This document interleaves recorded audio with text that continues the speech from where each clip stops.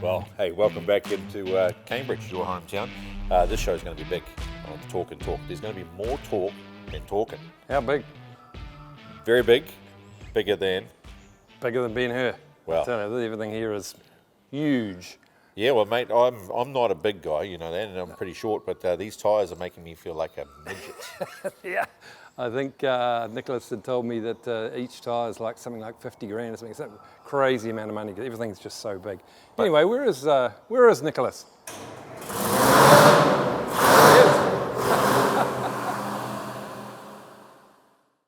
Well, we found Nick.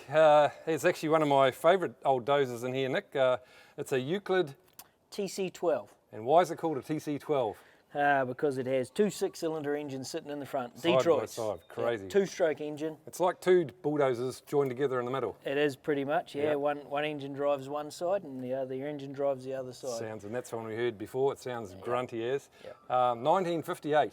Man, Yes. I bet it's got some stories to tell. Oh yeah, it would have a few stories. This one actually came out of America. Okay. Granddad did have. Well, they all did originally, I Well, suppose. Yep. no, they actually came out of Europe somewhere. So. okay.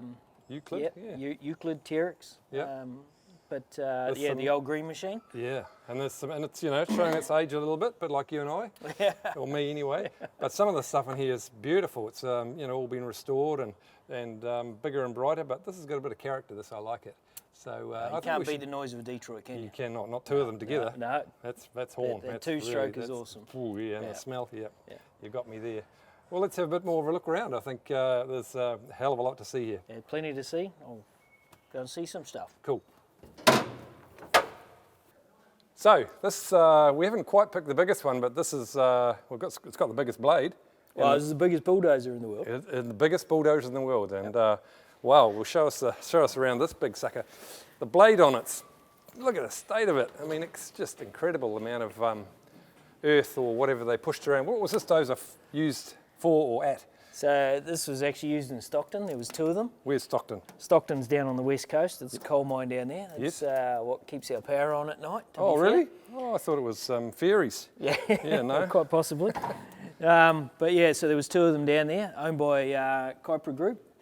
And then the contract finished, so they needed to get them out of Stockton and away from there. So they rang the boys and said, do you want a bulldozer for your museum? And of course they said yes, and they said all you have to do is come and get it. And Right, that's a slight problem there. yeah, it doesn't quite fit on your normal car trailer. So 7 transporter loads later, it arrived here in the Waikato in lots of little bits. Dismantled it, partially dismantled it, and rebuilt it here and gave it a squirt of paint.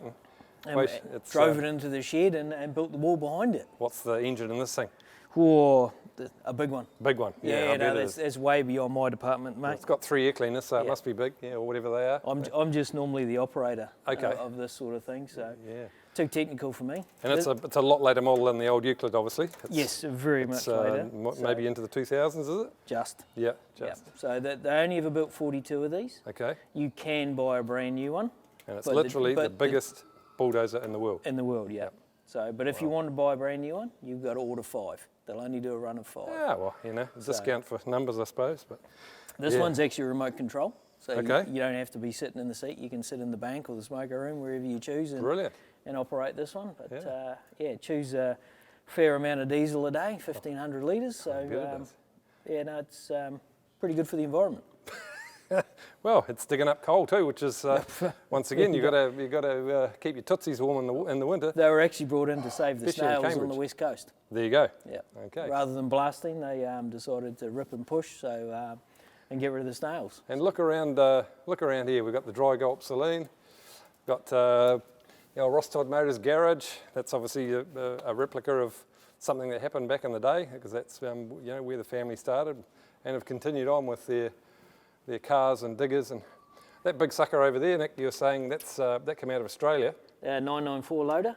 Yep, Yeah, that's rather large too. Came out of a mine up North Queensland. They actually had 3 of them over there. Yep. They were getting rid of a couple, and that one was actually purchased for scrap metal. Wow. Just before COVID, of all things. You just bought it for the tyres, really, didn't you? Well, yeah, that's not really good for much. But the tyre, Nick was saying the tyre for that thing's 50 odd grand. That's a lot of rubber. plus. Yeah, plus. Yeah. Yep. That's probably Australian. That's not Kiwi pieces. But there's trucks and diggers and you name it in here. It's really cool. And the way it's set out, the old tui in the background. Yeah. Our muscle car club had a booze up here in the bar. We had a great night. So it's all part of the landscape. Yeah, the Ross brothers don't tend to sell anything, so what do you do when you don't sell something? You put a roof over it and call it a museum, and here we are. Magic that it's got a roof, because otherwise it'd be sitting outside rotting away. Yeah, and I mean, hey, this is stuff people don't get to see every day, so... No. I just love the smell of it. It's just that, rubber and diesel and gravel, and it's awesome. Yeah. The smell of a man. Yeah. Eh? Hey, the good thing is kids can climb on it too. They can. They can see what the real world's all about. Yeah, so yeah. Get up here and enjoy it. Get their fingers dirty. Helps with the immune system. Yep. Yeah. Dead right. Awesome. All right. Well, next on to the next little darling. Rightio. Well, you know how much I like black and gold. We found one that's red and gold, so we're close. What a lovely old girl this is. 1960. Yeah, so this is what I actually learned to drive on as a young fella. Oh, that few things start to add up now. Yeah, yeah, well, it does actually.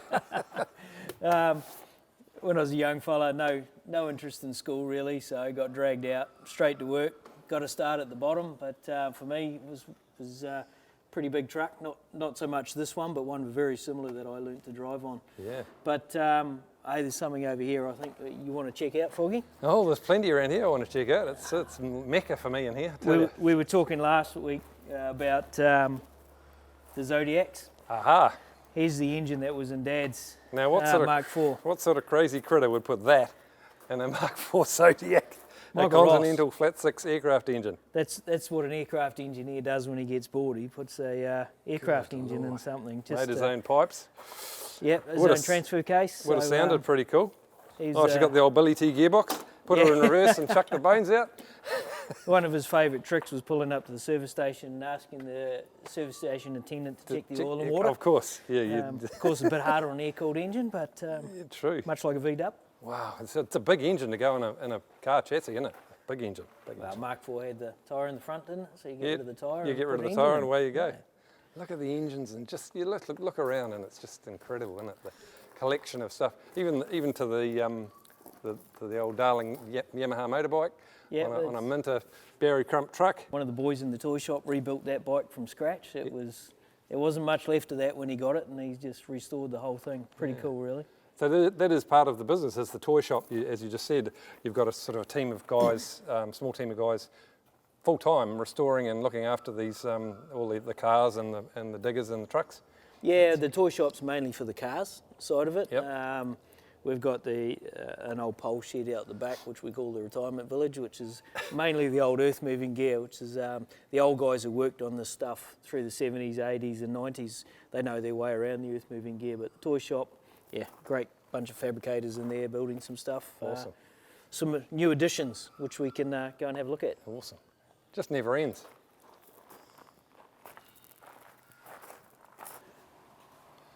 Oh, here's another little part of your empire, Nick. This is the world famous toy shop. It is, or as we like to call it, the Meerkat Manor. Meerkat Manor? Yeah, we got little Gary Jowsey works in here, one of our fabricators, and that's it. He pop in here and he pops out of an engine bay and says hello. So, pretty clever guys working in this place. They've just restored this Dodge Kingsway, which was one of Tony's other cars as a young fella. Yeah. Used to be able to have a party in the back. It appears that's not stock in the back there. Is that for moonshine? It may have found some airbags. Right, so, there you go. She's got a pretty cool car actually. It's a big old trunk. Yep. The colour wasn't really doing it for you. It wasn't, and then they stuck the chrome on it and the wheels, and it's actually turned out a pretty cool car. I'm colourblind. It's a lovely shade of orange, so I really like it. I wondered why you couldn't see anything. The flags are an issue, mate. Man, there's all and sundry in here, isn't there? There's hot rods, there's obviously your race car. Yep.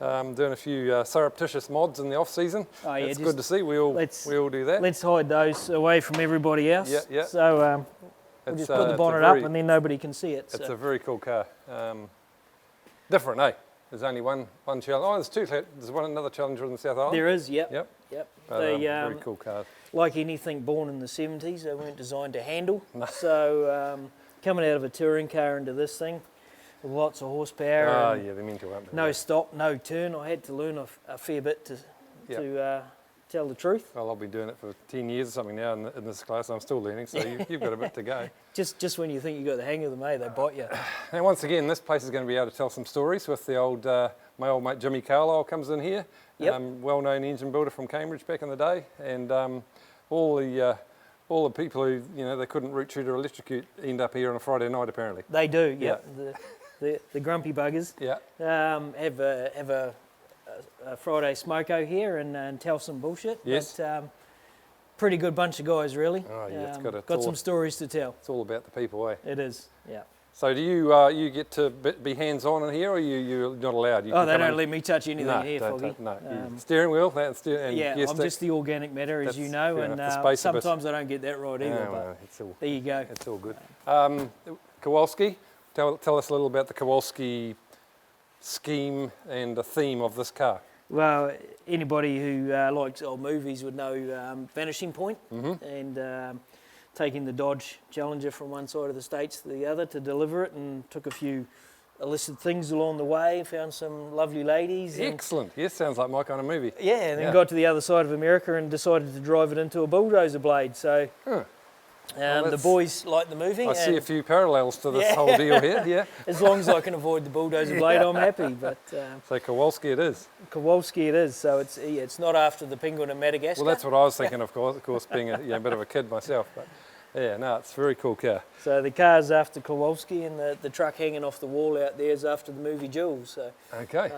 And the one, is it Maida? The fountain truck outside in the garden. Yep. Yeah, if you come here, I mean, it's just incredible. You could spend half a day here very easily, trying to see everything. Yeah, no, the brothers have got a pretty good vision, and like I said earlier, it's good that they can spread the joy and let everybody enjoy it. Absolutely. Cool. Oh well, I think it's maybe time to go and have a beer. Well, it sounds good to me. Maybe another one. I'll meet you in the saloon. See you at the Dry Gulp Yeah. Saloon. Well, how was that? You did a little tour from Nick Ross on the big machinery. Big machinery. What an awesome place, and we've ended up in the bar. Yeah, for some reason you think this is a real fire, but it's not throwing out any heat. No, but it's sort of, it's a bit of an ambiance, isn't it? That's the ambiance. Yes. But hey, special thanks to Nick and the family down here at the Ross Museum. This is the Superman cave of all time. Yeah, it doesn't get a lot cooler than this, does it? A couple of places we've been to in the States are pretty cool, but nothing like this. This is just incredible. So it's been a pleasure, and we hope you've enjoyed the show. Remember to like us and follow us and all that stuff that you've got to do. It is free. You don't have to pay a subscription or anything. And listen to us next time for some more hilarious and controversial rubbish. And it's good night for me. And it's good night from him.